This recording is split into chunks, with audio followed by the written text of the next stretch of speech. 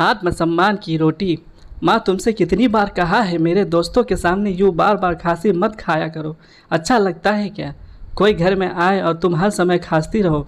तुम्हें शायद पता नहीं, तुम्हारी खांसी की आवाज़ से परेशान होकर मेरे दोस्त यहाँ से जल्दी चले गए। एक दोस्त तो यह भी कह रहा था कि उस दिन भी तुम्हारी माँ बहुत खांस रही थी। अब तक उनकी खांसी गई नहीं क्या? कहीं उन्हें कोई गंभीर रोग तो नहीं? हमें यहाँ आना बंद करना पड़ेगा। और हितेश, तेरे परिवार का भी ध्यान रख, वरना कहीं इनकी वजह से तेरे परिवार को कुछ रोग ना हो जाए। माँ आप अपने कमरे में ज़्यादा बाहर मत निकला कीजिए। हितेश गुस्से में अपनी माँ कलावती जी से बोला। पीछे से हितेश की पत्नी सीमा भी बोली, हितेश मैं तो तुम्हारी माँ को समझा समझा कर थक गई हूँ, मगर इनके कानों में जूं तक नहीं रेंगती। पूरे घर में यूं ही खांसते खांसते घूमते रहती है। इन्हें तो इतना भी नहीं पता कि मुंह पर हाथ रखकर खांसी खानी चाहिए। घर में 2 छोटे बच्चे भी हैं, कम से कम इनके बारे में ही सोच लेती, मगर नहीं, इन्हें अपने कमरे में एक जगह बैठा नहीं जाता। कलावती जी बोली, तुम दोनों के पास ना तो मेरे लिए समय है और ना मेरे लिए पैसे हैं।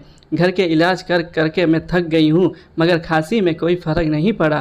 फिर भी तुम लोग मुझे अस्पताल लेकर नहीं जाते, उल्टा कहते हो कि खांसी मत खाओ। भला खांसी कोई जानबूझकर खाता है क्या? कितनी बार कहा मुझे डॉक्टर को दिखा आओ, मगर तुम दोनों को अब इस बुढ़िया की फ़िक्र कहाँ है? सीमा हाथ जोड़कर बोली, माँ आप अपने कमरे से बाहर मत निकला कीजिए, बस इतनी मेहरबानी कीजिए। हाँ नहीं है हमारे पास आपके लिए पैसे, मेरे भी 2 बच्चे हैं, इनकी जिम्मेदारियाँ पूरी करे या आपके पीछे पैसे लुटाए।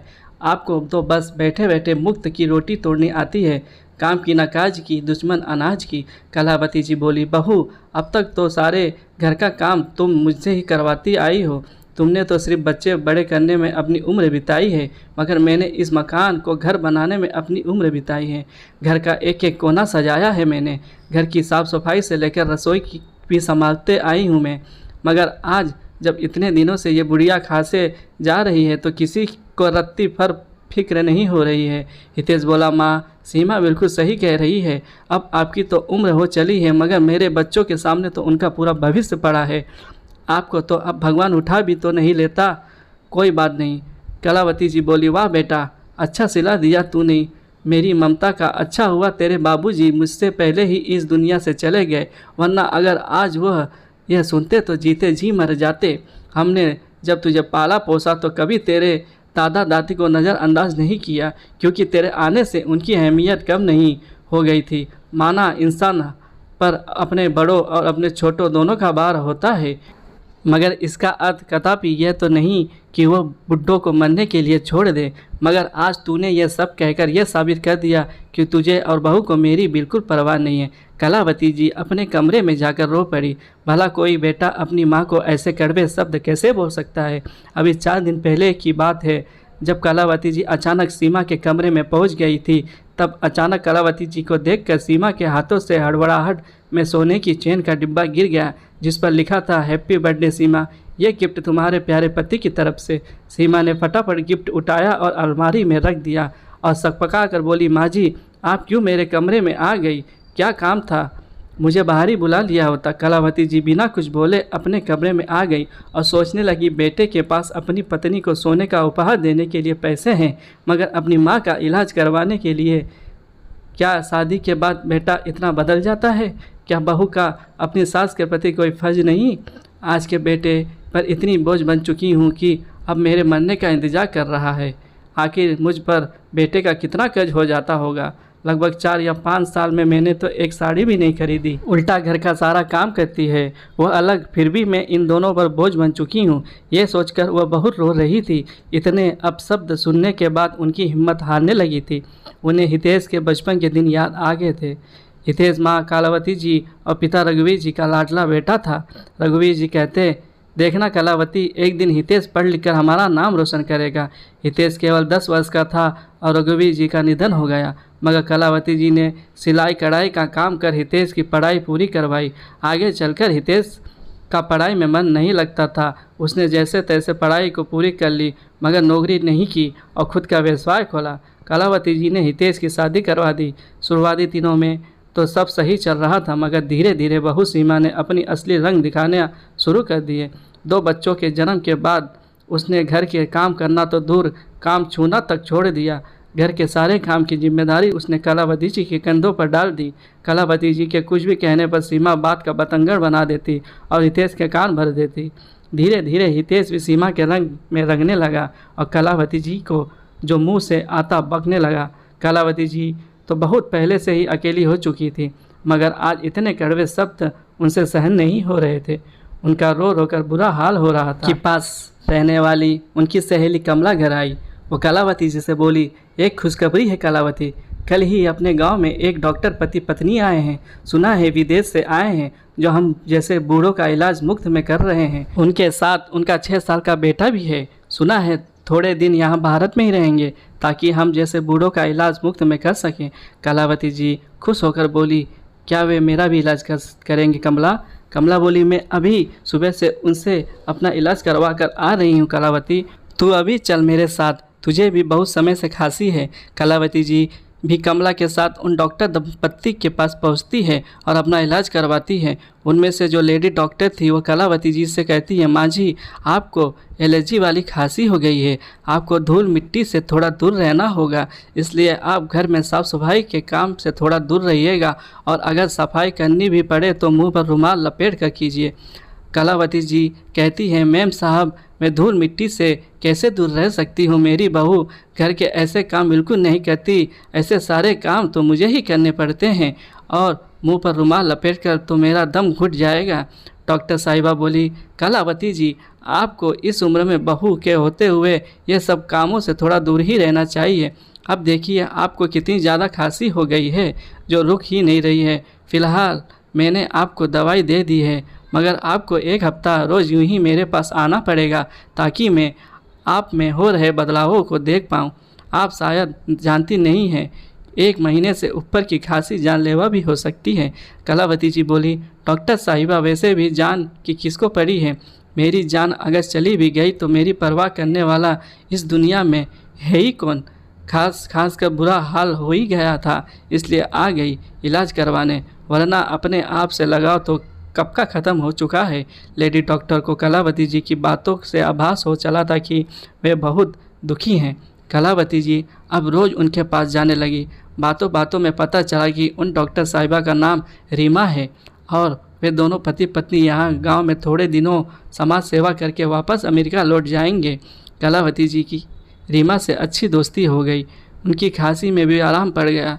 रीमा प्यार से कलावती जी को बा नाम से संबोधित करती। कलावती जी डॉक्टर रीमा के बेटे वरुण को भी खूब प्यार करती और कभी कभी उसके लिए घर से कुछ पकवान बनाकर भी लाती जो वरुण को बहुत पसंद आते। कलावती जी ने भी डॉक्टर रीमा को सब कुछ बता दिया कि उनके बेटे बहू उनसे कैसा व्यवहार करते हैं। कलावती जी बोली, रीमा जी यदि आप ना होती तो मैं शायद एक कमरे में हमेशा के लिए बंद हो जाती, क्योंकि मेरे पास बिल्कुल पैसे नहीं हैं और मेरे बेटा बहू तो मुझ पर चवन्नी भी खर्च करना नहीं चाहते। रीमा बोली, माँ जी ऐसे बेटे बहू को तो आपको सबक ज़रूर सिखाना चाहिए। कलावती जी बोली, बेटा अब इस उम्र में मैं क्या सबक सिखा पाऊँगी। रीमा बोली, माँ जी आज की दुनिया में सभी को आत्मनिर्भर होना बहुत ज़रूरी है ताकि वह किसी पर निर्भर ना हो। ऐसे बेटे बहू की भी यह दिखा देना चाहिए कि वह अपने माँ बाप को कभी कमज़ोर समझने की गलती ना करे। कलावती जी की रीमा की यह बात बिल्कुल सही लगी। रीमा कलावती जी के जाने के बाद सोचने लगी, काश मैं बाकी कुछ मदद कर पाती। वरुण कलावती जी के साथ बहुत घुल मिल गया था। यह देखकर रीमा ने कलावती जी से हमेशा के लिए अपने साथ अमेरिका चलने के लिए कहा। रीमा बोली, माँ जी हम दोनों दंपत्ति का तो अस्पताल में ही पूरा दिन बीत जाता है, अगर आप वहाँ आकर मेरे बेटे रसोई का काम संभाल ले तो आपका इनकम भी शुरू हो जाएंगी और आपको यहाँ आपके ऐसे बेटे बहू के आगे कभी हाथ भी नहीं फैलाने पड़ेंगे। कलावती जी पहले से सोच में डूब गई, क्योंकि उन्होंने इस घर में अपने 60 साल दे दिए मगर फिर भी बेटा बहू उनके नहीं हो पाए। वैसे भी ऐसे बेटे बहू के साथ रहकर अपना सम्मान खोने से बेहतर यही था कि डॉक्टर साहिबा के साथ जाकर आत्मसम्मान की रोटी खाना। कलावती जी ने तुरंत हामी भर दी। कलावती जी अब सम्मान की रोटी खाना चाहती थी। रीमा ने तुरंत उनका पासवर्ड बनवाने की तैयारी शुरू कर दी। रीमा ने कलावती जी में एक आस जगाई थी जिससे कलावती जी बहुत खुश थी। रीमा के पति विवेक वापस अमेरिका जा चुके थे। रीमा कलावती जी को साथ लेकर जाना चाहती थी, बस पासपोर्ट बनाने का इंतज़ार हो रहा था। थोड़े समय में सारी प्रक्रिया खत्म हो गई और कलावती जी हमेशा के लिए रीमा के साथ यहाँ अमेरिका चली आई। सीमा बोली, अच्छा हुआ बला टली, वैसे भी बुढ़िया यहाँ मुफ्त की रोटियाँ तोड़ती थी। कलावती जी अमेरिका जाकर वहाँ रच बस गई। पूरे दिन वरुण और रसोई संभलते और बदले में पैसे और सम्मान दोनों पाती। कलावती जी के खुद के बेटे बहू ने कभी उसकी खबर तक नहीं ली, मगर यहाँ दोनों डॉक्टर पति पत्नी ने कलावती जी को माँ की तरह सम्मान दिया। यहाँ आकर कलावती जी ने कभी अपने स्वादी बेटे और बहू को याद नहीं किया। रीमा ने कलावती जी को अपनी माँ जैसा प्यार दिया। लगभग 15 वर्ष हो गए कलावती जी को अमेरिका में। एक दिन अचानक उनके बेटे हितेश का उन पर फ़ोन आया। वो रोते हुए बोला, माँ तुम्हारी बहू सीमा को ब्लड कैंसर हो गया है और मैं बहुत मुसीबत में हूँ।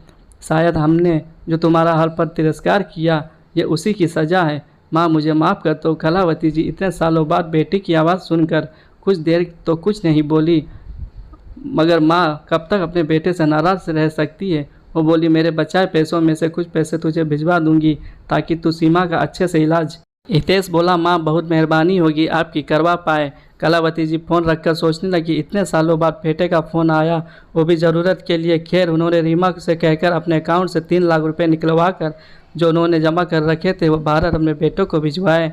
सीमा का इलाज इन्हीं पैसे से करवाया।